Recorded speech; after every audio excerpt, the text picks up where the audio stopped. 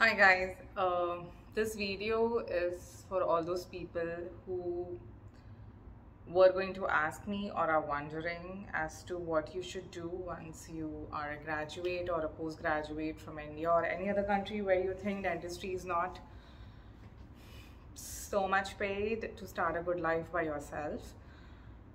And you want to move abroad, basically to a Western country. The reason I'm making this video is because today I got a very long and very nice message about how these two people, like they're a couple basically, one is a nurse and one is an endodontist.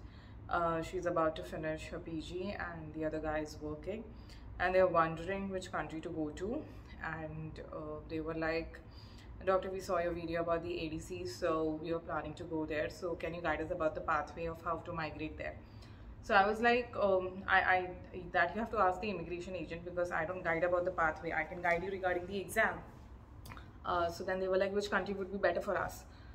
So I immediately replied, how would I know that, you know? And then this guy replied, I understand, doc, but just I wanted to ask your opinion because I really don't have any friends abroad and I really want to know which country would be better for us.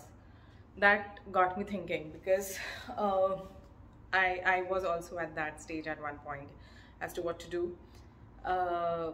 So of course guidance is nice, but see, this one question, which country is better for me, cannot be answered in one statement. But in case you also have the same question, my suggestion would be, take a pen and paper, write down what you want in life. See, ultimately, to earn is not the aim. It's to sustain yourself so that you are able to live a happy life.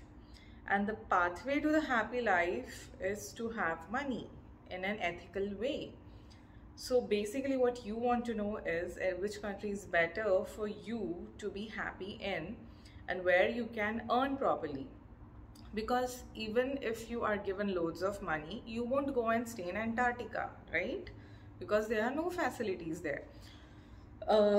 So what you need to do is take a pen and paper and write down these questions, which I think are the most important ones, which will help you realize which country is better for you. So talking to my friends who are at various places, living myself in Gulf, having visited Australia, I can just give you my suggestions, and these are the questions that I would ask myself and which I had asked myself while moving to Dubai. See, first thing is, do you want to be too much away from home? Okay, like, you may be a person who doesn't mind living 14-15 hours away from your home, like by aeroplane, and not visiting them once, twice or thrice a year, or just once a year, you know. If you're that kind of a person, then right, I don't mind not visiting my home even once a year, or just probably once a year, and I'm okay with that. If you're not that kind of a person, then right, I want to visit my home at least 3-4 times in a year, and I want my family to be able to visit me as and whenever they want, because there are visa issues. You don't get visas that often, and it takes times, plus the family condition, the amount of expense that would be spent on the travel, etc. So first, write this, because family is everything, you know. Whatever you should do, it has to be always for your family and for your future family that you're about to have or you already have. So first thing is that. Second is, what kind of job, what do you see yourself doing ultimately? If you're a person who thinks, I don't mind doing an 8-hour job 5 days a week or 6 days a week through the rest of my life, write that down.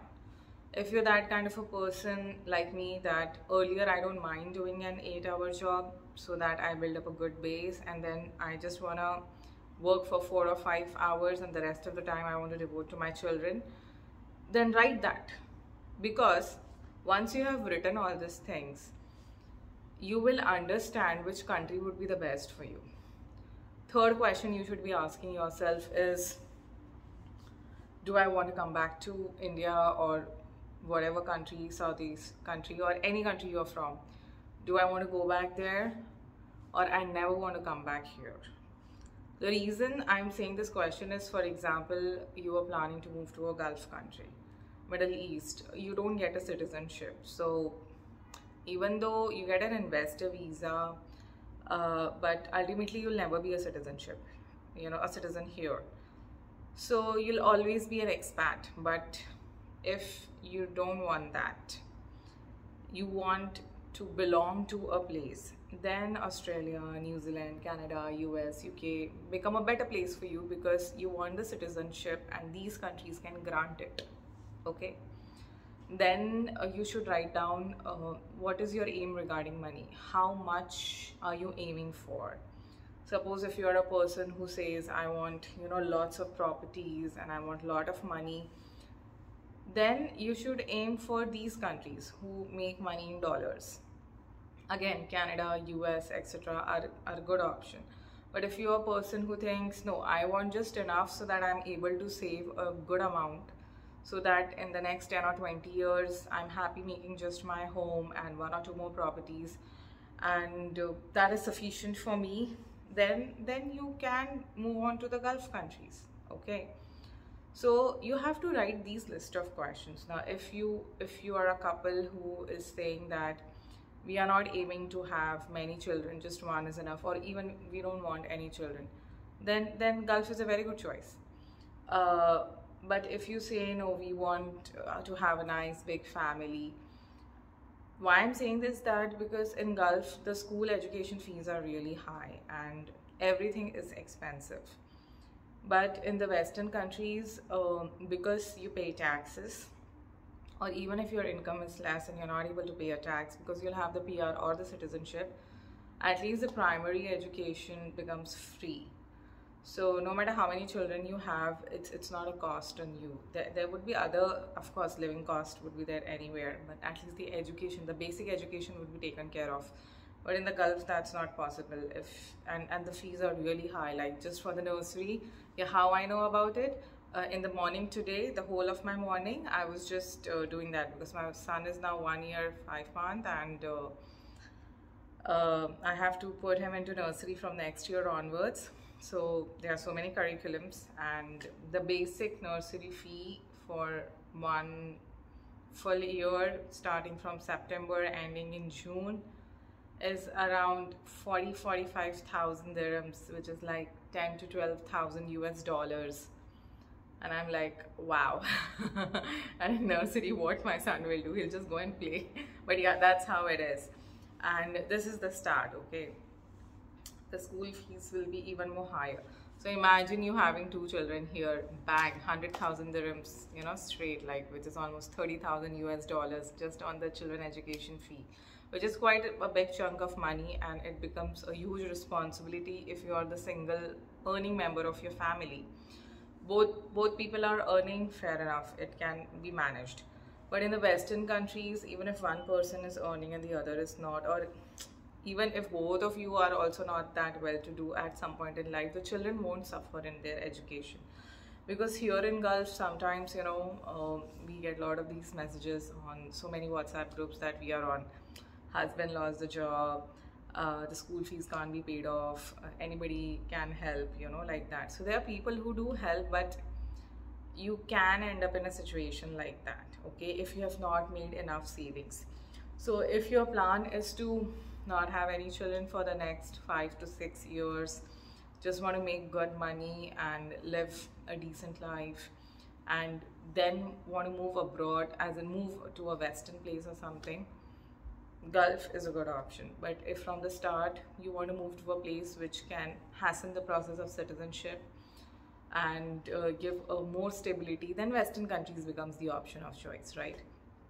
But if you already have a good support in your family, have a stable financial background, then you can think of other options also, you understand? So it all depends how much background you have. You are starting with zero financial background, you just want to make money faster, or you have a good financial background, you don't mind spending in the start so that for the future you get more stability. So risk, benefits, your happiness, all of these things have to be taken care of to understand which country you want to move to. Okay, it cannot be just like, doctor, what do you think, which country is better for me? No, you need to understand your personality. It's no point you moving to US having loads of money but your heart isn't happy because you're missing your home so badly but can't travel too much, you know, or your parents can't come because of their certain age and the government is not granting them the visa.